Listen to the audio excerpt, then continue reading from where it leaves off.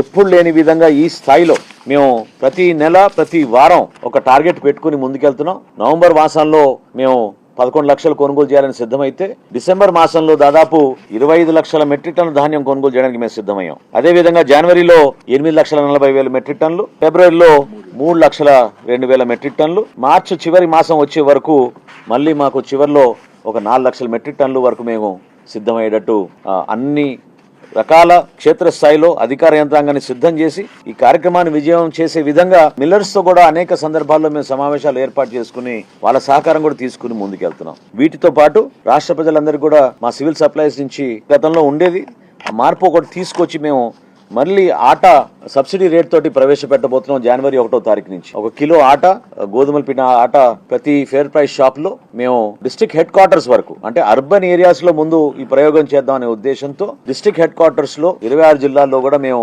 ప్రవేశపెట్టబోతున్నాం. జనవరి 1వ తారీఖు నుంచి ఆటా కూడా మేము సరఫరా చేసే విధంగా సబ్సిడైజ్ ప్రైస్ అంటే 18 రూపాయల సమ్ చేంజ్ కి మేము అందిస్తాం. క్షేత్రస్థాయిలో మీకు తెలుసు దాదాపు 50 రూపాయల నుంచి 54 రూపాయల వరకు ఆటా ఉంది. అది 18 రూపాయలకి మేము అందించే విధంగా ఒక నిర్ణయం తీసుకున్నాం సివిల్ సప్లైస్ నుంచి.